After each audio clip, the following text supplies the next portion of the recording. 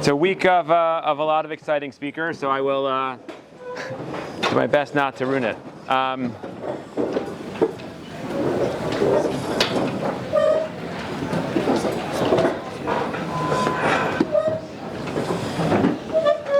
We're speaking here with an enormous amount of gratitude to the Deutsch family for dedicating this particular shiur, and as well as sponsoring a nice dinner, Ezra Hashem, right after it concludes. The DRS alumni in the room, so they had the very unique pleasure, at least the ones who are Shabbat, to have learned from Mr. Deutsch, who was an English teacher in DRS for many years. I could just say one thing before we start. Had the zchus of speaking to 3 of his Talmidim in the last couple of days. I spoke to a Talmud of his grandson, Rabbi Eli Deutsch, who was a Talmud of this yeshiva, and a very successful one at that. Had the zchus of an interaction this morning with one of his very well-known Talmidim, Rabbi Elia Trier, the Rav of Bnei Yeshurun. And the special zchus was before he taught in DRS, had the zchus of speaking to a Talmud of his from Ramaz, Rabbi Pollack, all about his experiences with Mr. Deutsch. And what's really striking, and I think this says something about who he was, and says something about what it means to be an excellent educator, they all really said similar things.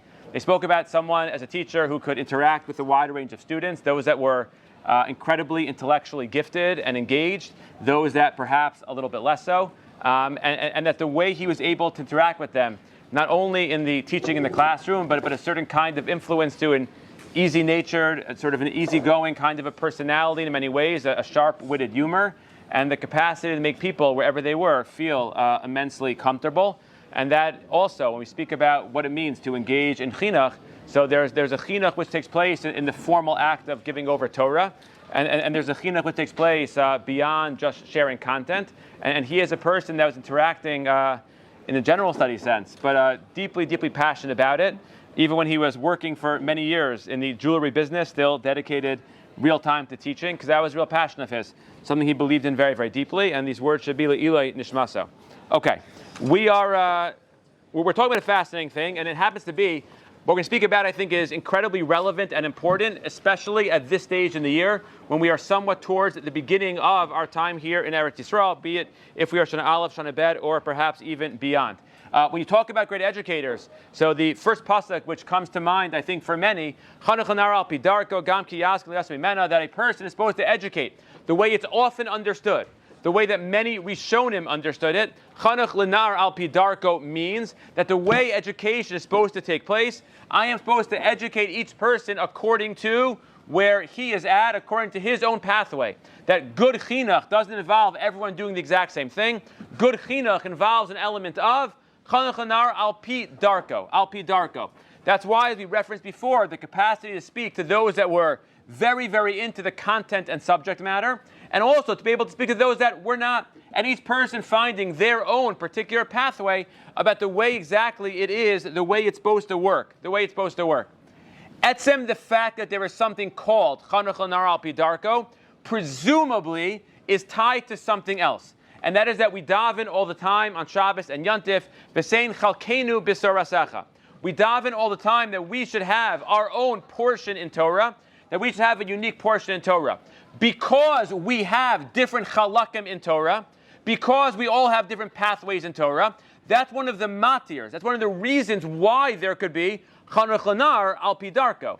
The reason why there isn't only one pathway is because we're able to find different pathways for us in our particular, in the way in which we relate to Torah, the way that the cousin Sir Magid, you say, the Avodas Yisrael. We say the Mishnah all the time, it's on Hedron, and learning Mesechas Avos. Kol Yisrael Yesham Chelek LaOlam Haba, that all of Klal Yisrael has a Chelek in Olam Haba.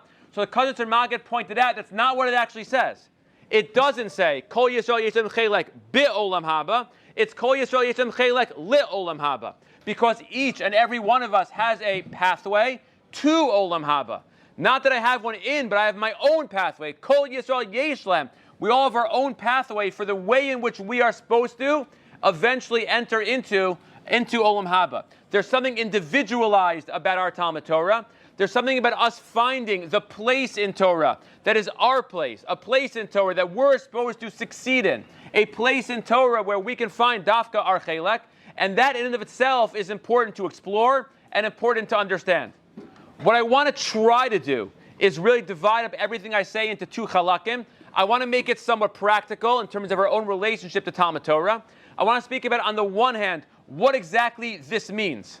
What does it mean that a person has a chelek in Torah? What does it mean that my chelek in Torah is different than your chelek in Torah? What are just the implications of it? How does that manifest itself? And perhaps the second and most, I think, important part of it, how do you find your chelek in Torah? Spend a lot of time in the Beis Medrash. It's a lot of time sitting and learning with Sfarim open in front of us. How do I find it? How do I make sure that at the end of a year that I feel like I have at least the beginning of an appreciation for what it means to have my own chelek in Torah, for what it means to have my own pathway in what exactly I'm going to be searching for?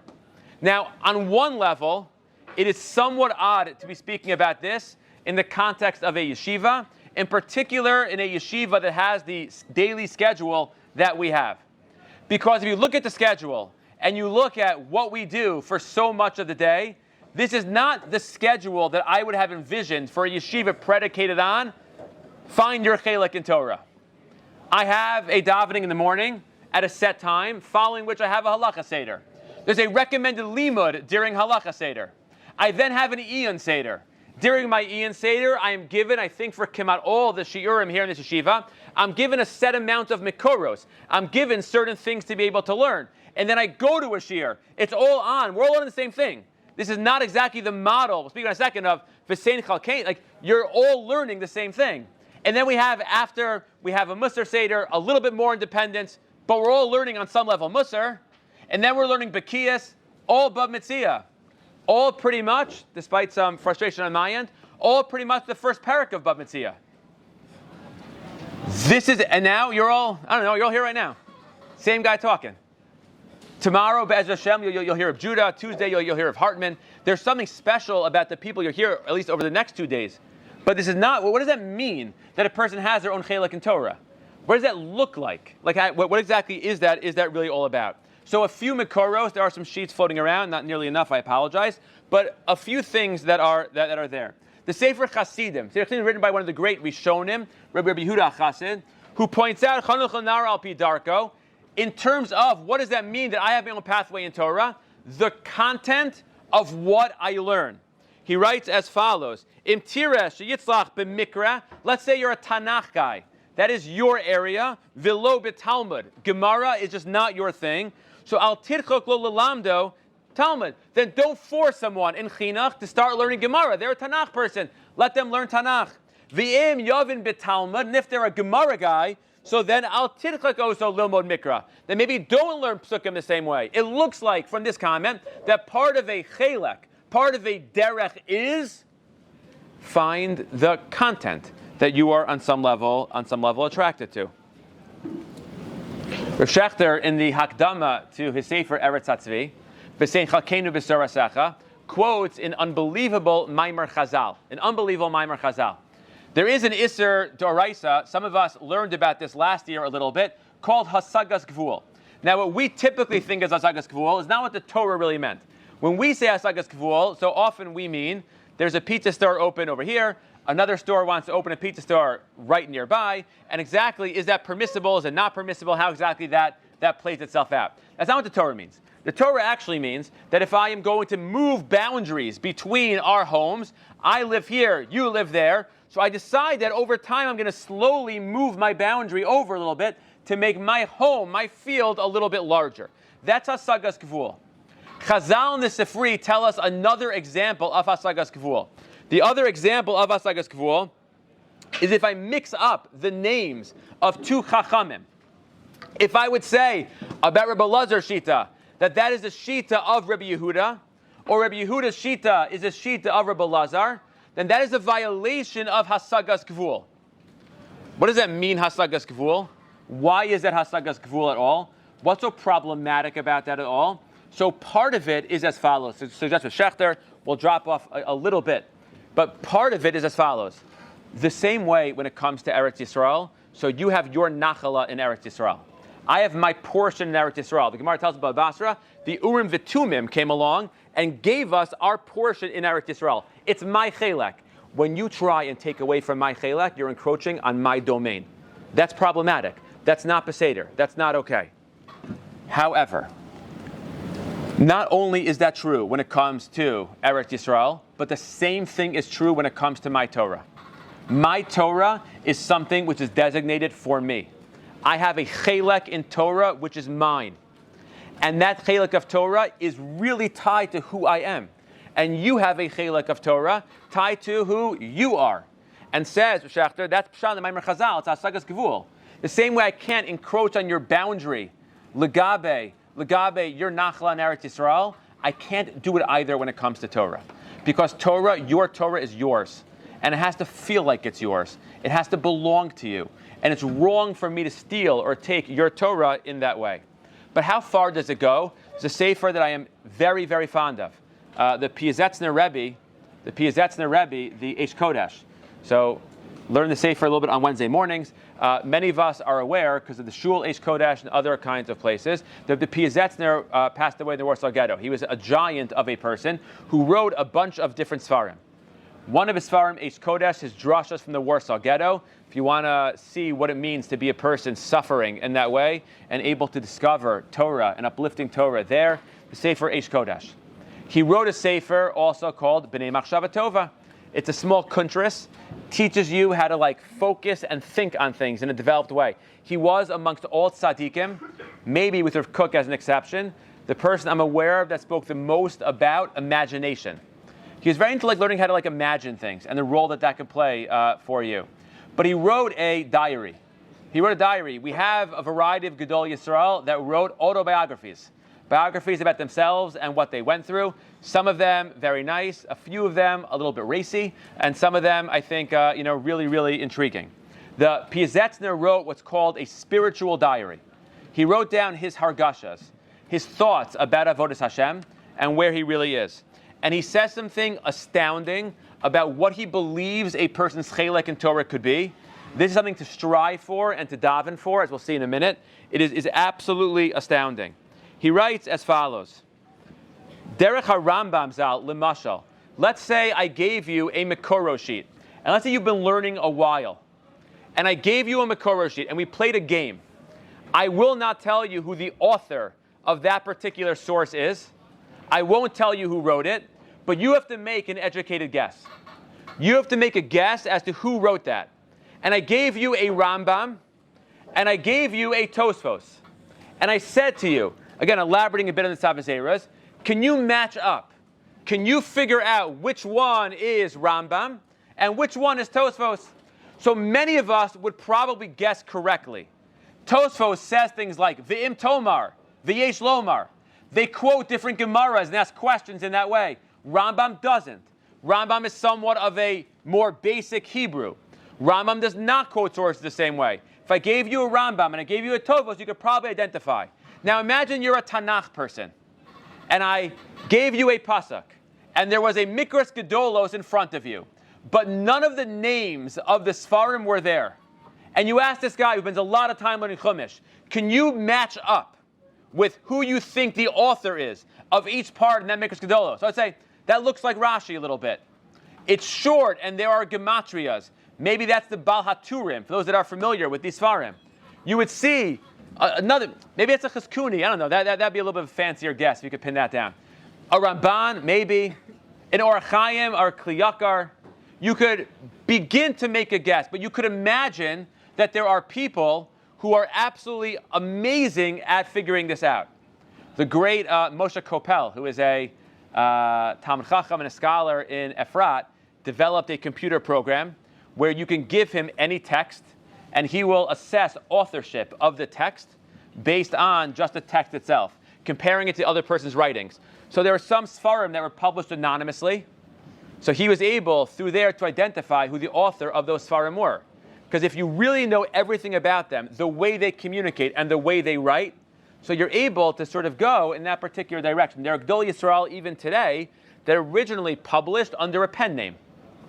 And now you can try to figure out a little bit who exactly they are based on their style and the way in which they write. Great people have their own unique style. Great people have their style.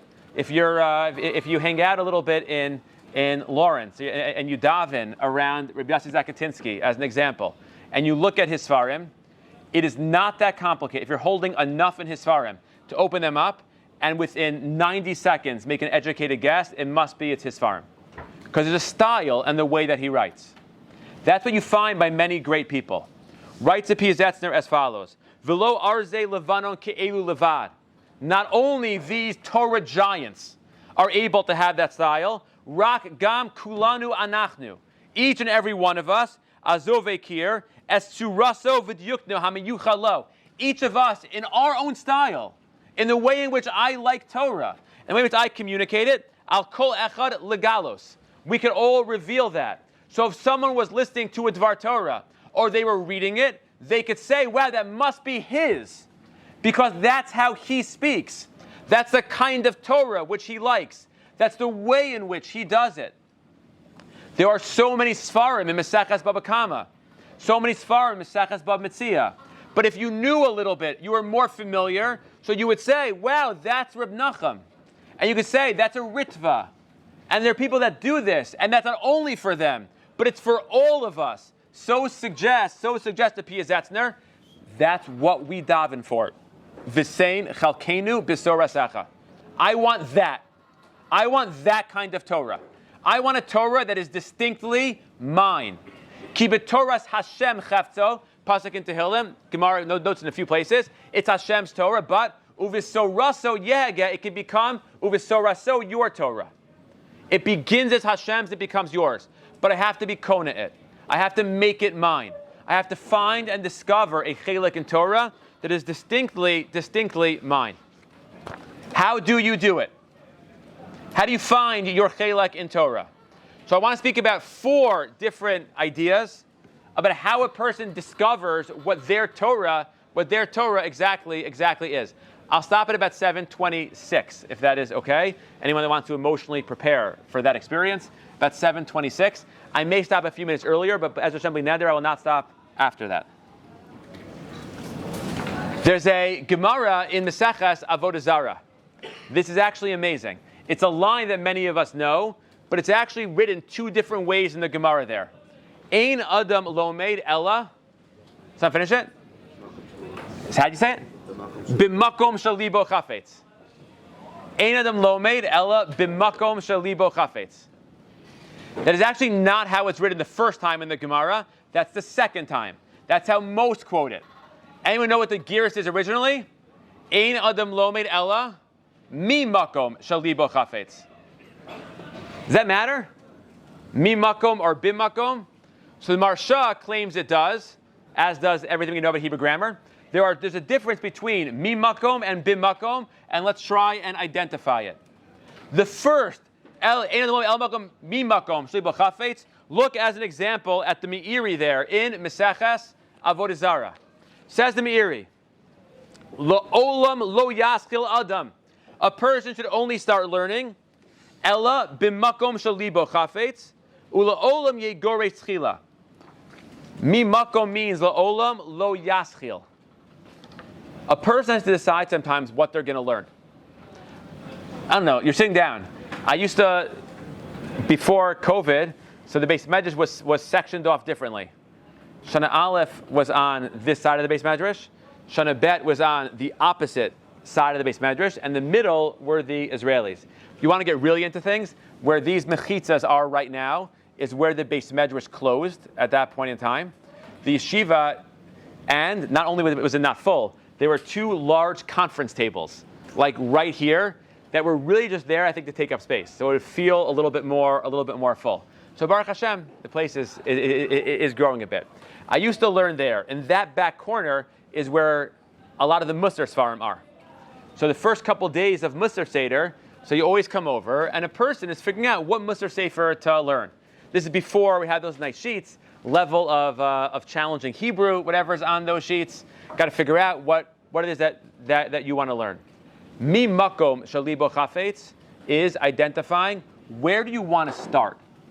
The end game may be the same for all of us. We all want to know those books. The where you start from, so that's somewhat of a difference. A person can be pulled to different things. A person can be pulled to different things. That's one particular element of it. What am I pulled to? What is bimmakom shalibo chafetz? What is bimmakom shalibo chafetz? So the Maharsha points out that means something else. That's a physical description. You have to learn from the people you want to learn by. Bimmakom shalibo chafetz means there are certain people that I connect to more and certain people I connect to less. It's a system that works. The mashal that I am fond of, the sports fans will be okay with this. The non-sports fans, you will forgive me for the mashal. There's a theory I've often had. I'm fascinated by drafts, how certain players get drafted, but really with the what ifs. What if this player was not drafted by that franchise? What if he was drafted by a different franchise? There are certain teams historically, I'm old, let's say the Spurs of the 90s. There are certain franchises where historically they are known for drafting very well. Is that true or not true? Were they good at drafting well? That's one possibility. They identify talent. There is a second possibility. Second possibility is that they are good at developing talent. They have a system that works. And a system that works is more likely to produce higher quality and better players. Some teams draft very poorly, or they are just bad at managing talent and developing it. They don't know what they are doing.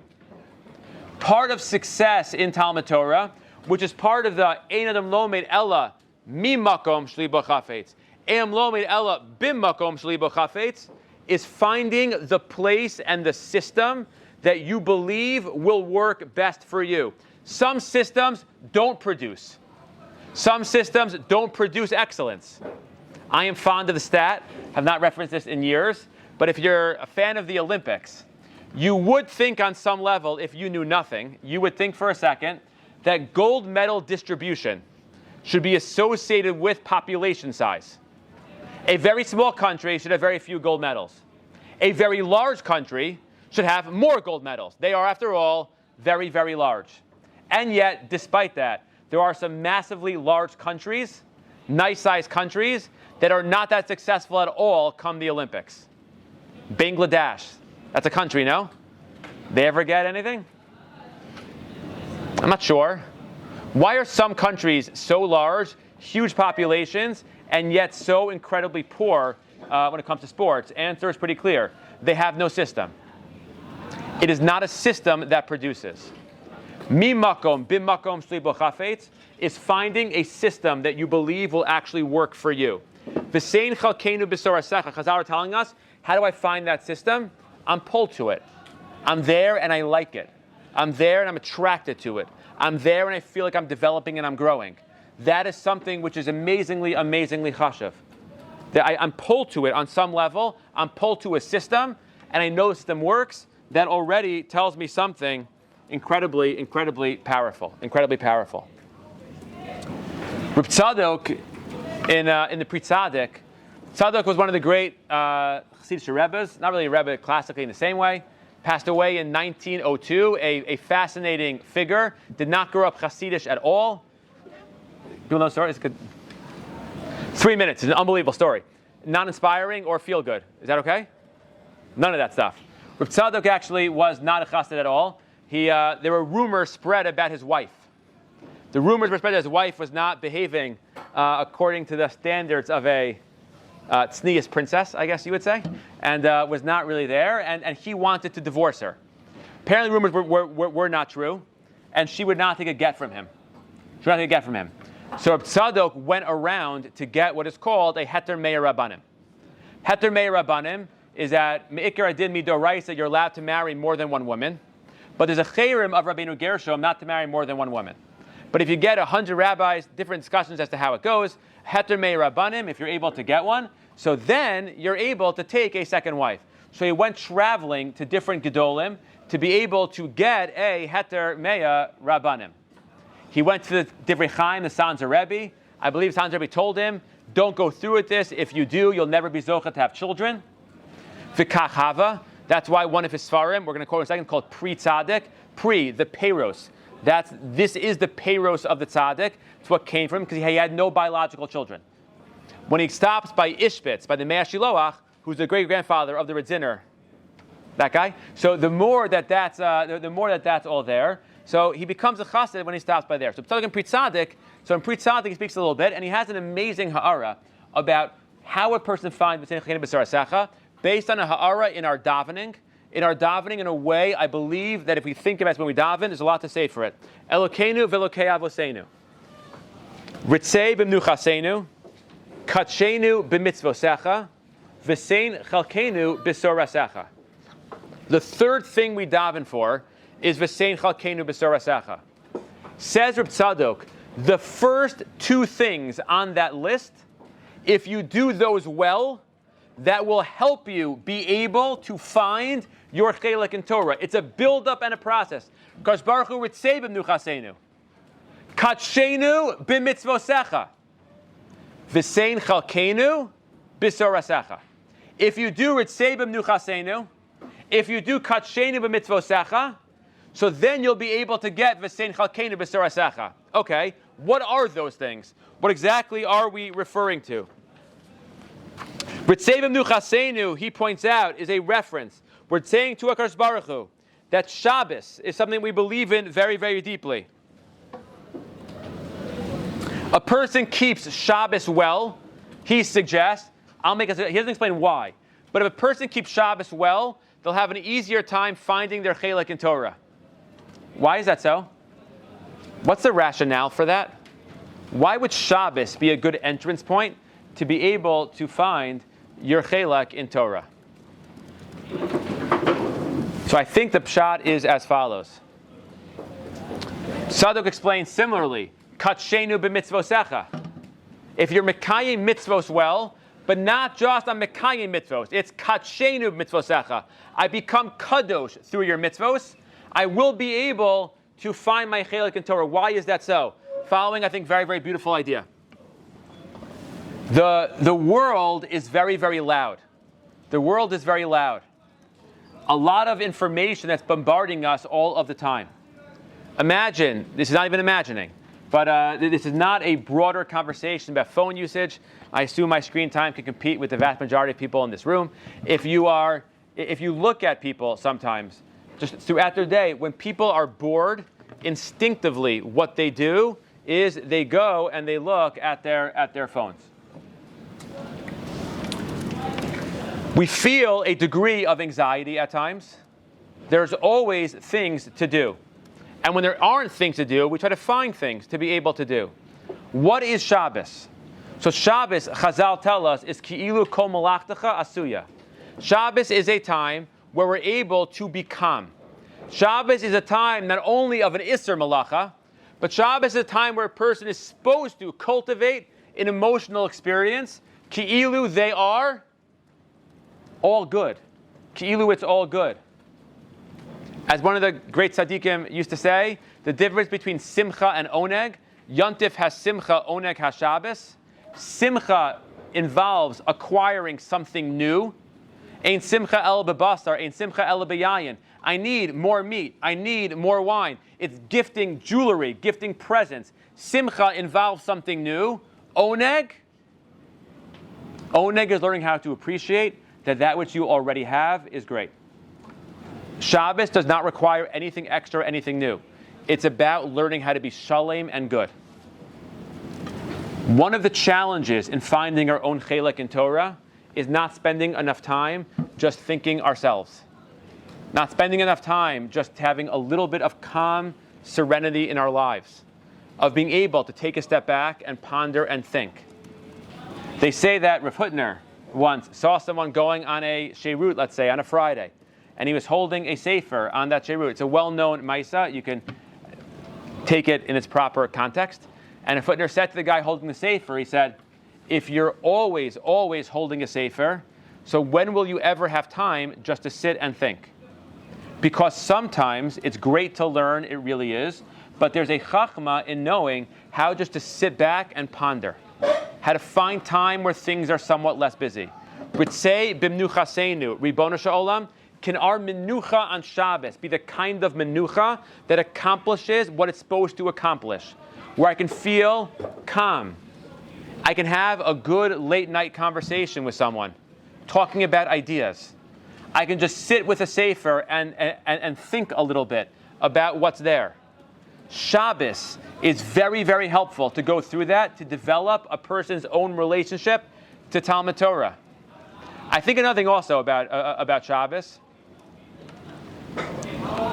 come back to it in a minute. V'katshenu b'mitzvosecha. You want to be fertile ground. Let's say you try, as an example, I have no agricultural familiarity with things. I'm incredibly not handy. I can't really do a lot. There was a leak in our kitchen on Erev Shabbos. My wife is there, involved in things. The woman who lives upstairs, her husband is like me, is down there also. They're all in there until the plumber comes. Jacob, unfortunately, is not available until the plumber comes and is there. I don't do anything. But it's pretty clear to me that if I wanted to start planting things, there's a guy here years ago who decided he wanted to grow wine for Purim. Thought about it in the beginning already this time of year. So he wanted to find some ground where he could plant things to be able potentially to grow grapes, to be able to produce in that way. There are many halachic questions to reflect upon. If you try to grow it in the parking lot, so unsurprisingly, it will not grow. If you try to grow it right here, so if it's mamish right here, it dafka may grow. But if it's in most of the places in this room, it does not have a constant flow of water on it, it's not going to be able to grow that same way. Fertile ground is important. If you want to succeed in Torah, so I have to become the kind of person in which Torah, I'm fertile ground for Torah to grow in. Torah finds something in me. That I'm a kli that's ro'i l'kabel, what that's really all about. Katshenu b'mitzvosecha is, if I'm mekayim my mitzvos well, can I experience an element of kedusha? Can I become a person? Katshenu mitzvosecha, I think the Baal Tanya used to say, Katshenu mitzvosecha, mitzvos are the maisa kiddushin we have with Ribono Sha'olam. You want to marry Ribono Sha'olam? Katshenu, let's become a kiddushin, al yedei mitzvosecha. Through our mitzvos, we're going to become together. We're going to become united. Katshenu b'mitzvosecha. If we do our mitzvos well, so I become a holier person. When I strip away the anxiety and a lot of the stress, when I'm a little bit less busy and I can sit and I can reflect, when I myself am somewhat more kadosh, sanctified by the mitzvot that I am fulfilling, so at that point in time, you know what I can do? I can now sit and learn a little bit better. Says Reb Tzadok, Ritzei b'mnuchasenu, a Shabbos that's calm, that's relaxing, that's wonderful. Katshenu b'mitzvosecha, becoming a person that's more kadosh, then v'sein chalkenu b'sorasecha. Where's the most fertile ground for Torah? So Chazal tells the Gemara in Baba Basra, Avira da'ara machkim. A person, especially in Eretz Yisrael, ain't Torah Eretz Yisrael. A person here, it's fertile ground to be able to experience your chelek in Torah in that particular way. A person is able to do it. A person can develop dafka al yedei that.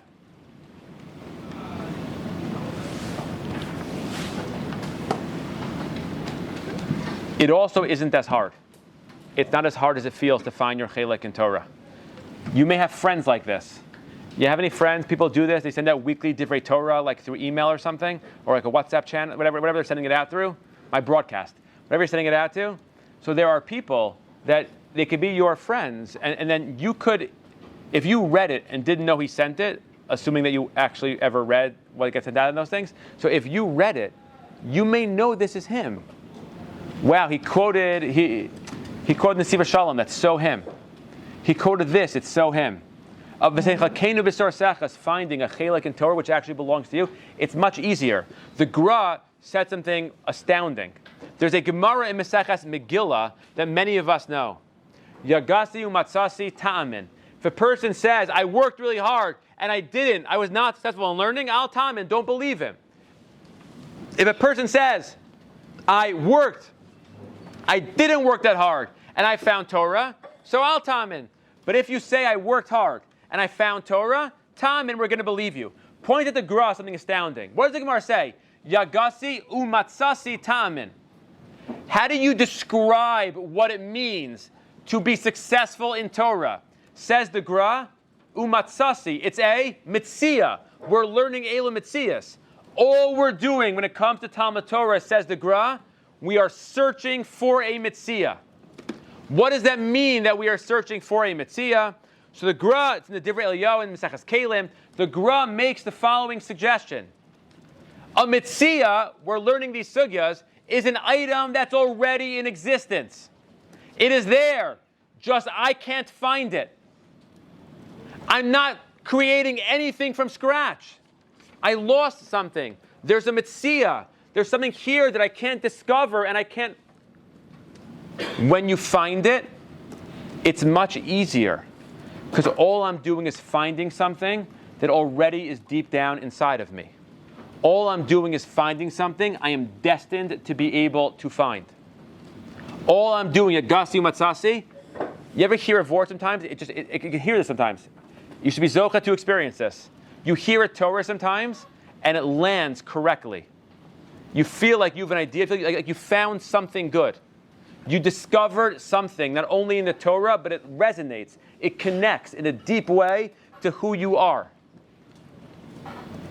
The Gra suggests that's why the Malach taught us Torah in the womb. Why is the Malach teaching us Torah in the womb, and then we forget it before we leave? That Torah it taught us is laying the groundwork for something. All we're trying to do is rediscover our chelak, rediscover the Torah that we once learned, because it's there, it's present, but I have to try my best to be able to discover it, try my best to be able to find it. I want to chazer what we said and end with a point. We're good. We spoke about the following. We spoke about Chanukah Nar Alpi Darko makes the presumption that you know why I can be Chanukah Nar Alpi Darko? Because there are different drachim. Because there are different drachim. I can be mechanich. This guy for this person for that. My kid, this one kid that way, and one kid that way. Where do we see that yesod? So in a lot of different mefarshim, v'sein chalkeinu b'sorasecha, it's my chelek in Torah. Ad kedei kach, it could even be an isser in the Sifri to mix up who said what, because my chelek is my chelek. Give it to me and identify it with me. And your chelek with you. And says the Piazetzner, we can all reach a madrega where my divrei Torah are so distinctively mine that you can know that it's mine, and yours are distinctively yours. It's that madrega of Talmud Torah. But how do you find that? How does a person discover that? Mi makom shali b'chafetz. Where are you most excited to start? You walk by a sefer and you're excited about it, so I pick it up. And I'm able to learn from that place. I'm excited. Bim makom shali b'chafetz. In the system that you feel like will bring out the best version of you, provided it's a good system, with the right people in the right environment. Shabbos, turn out the noise. Now I can finally think about what I think about something. Now I can think about what I think about an idea. Katshenu mitzvosecha, become kadosh. Be mekayim mitzvos, become elevated and holy, and then you'll be able to be successful. How do you find your chelik in Torah in a place that has a real curriculum? How do you find your chelik in Torah when we're all learning Bava Metzia? How do you find your own chelik in Torah when we're all learning halacha seder, morning seder, musar, afternoon seder, nights? How do you find your chelik in Torah in that particular place? Because much as it's true that Edom lo elav makom suba chafetz, it is also true that Chazal tells us in a few places, Olam Yashal Adam Shnosav, Shlus b'Mikra, Shlus b'Mishnah, Shlus b'Talmud, that the Mishnah tells Mesechus Avos that we start Ben Chamesh l'Mikra, that we have a certain system that takes place. So which is it? I do what's best for me, or I follow the system? We all have a chiyuv, Shulchan Aruch Harav, to know Kol Torah Kula, the Medrash and Mishlei. We all have that. So how do I find it within? One of the things that Be'ez Hashem we can all discover, is that two people can read the same text. Two people can look at the same Daf Gemara, and they can see different things, provided that they are listening. Two people can open up the same Chumash Rashi, and we have, downstairs in the Yotzer, hundreds of Sfarim, all written about that same Chumash and Rashi, but with different insights and different perspectives. A Gemara Bava Metzia In the beginning, a bit challenging. Over time, this style of learning and that style of learning. A person can discover the way in which they function, the way in which they learn in a system that works very nicely, in a system that can work very beautifully. If we do it together in that particular way, we're able to be more successful. But there is a system. But if you follow that system, the system that is, let's say, this yeshiva, and came out all yeshivas in Klal Yisrael, follow a similar, more or less, a similar model of system.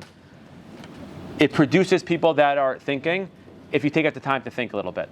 Take out the time to find the svarim that interest you. Take out the time in your Bab Metzia, in your Halacha Seder, and at nights when you have time to explore a little bit more. A little bit of a balance of following a style and doing what you can and finding the svarim that connect to you. At the end of Shemona Esrei, with this I'll just end. At the end of Shemona Esrei, we utter a tefillah. May it be the will in front of Rebbeinu Shalom. Sheyibana beis hamikdash b'mheira v'yameinu. V'sein chalkeinu b'sarasecha. V'sham na'avadcha b'yira kimei olam uchshem kamoniot. That is a tefillah almost entirely focused on Chorban Habayis, on Binyan beis hamikdash. Almost entirely. Sheyibana beis hamikdash b'mheira v'yameinu. V'sham na'avadcha. And there we're going to work by Kosh Baruch Hu. And yet in the middle, what do we say? V'sein chalkeinu b'sarasecha. V'sein chalkeinu b'sarasecha. Explain some of the Mefarshim and the Siddur the following insight. We daven all the time to find our chelek in Torah. That is perhaps the best thing we could do. Kosh Baruch Hu, can you please help me find the Torah I connect to? Can you please help me find the Torah that resonates with me? The Torah that moves me? The Torah that I can contribute in that kind of a way? But we also know, much as we daven for it, Kol Zman that there's a world of Chorban, we are not fully there. And we daven to Kosh Baruch Hu. As part of our davening for the Mikdash, we realize every time we say, B'mheir v'yameinu, we daven for Mikdash to come, part of what we're davening for is the Mikdash changes us. And dafka in the Mikdash, we can find the complete revelation of our chelek in Torah. Dafka in the Mikdash, we can find the complete giloi of that chelek in Torah, which is distinctively mine and distinctively yours. It should be a good year of really serious, wonderful, enjoyable Talmud Torah. It should be a year where you're able to have some time to tune things out a little bit. A ritzei b'mnuchasenu. It should be a year where you're able to experience in different ways an element, a taste of what Kedusha really is. Katshenu b'mitzvosecha. It should be a year in which you're able to hopefully appreciate the bimakom shalibcham, that it's this place that you chose on some level to be at. That it's a system that worked and a system that produces. And we should be Zocher Baruch Hu is B'tzei b'nuchasenu kasem v'sasecha, but ultimately V'sein chalkeinu b'sarasecha V'sham na'avadcha b'yira kimei olam that we'll be able to have with Binyan Habayis, not just the Mikdash, but also the revelation of our own halakim in Torah.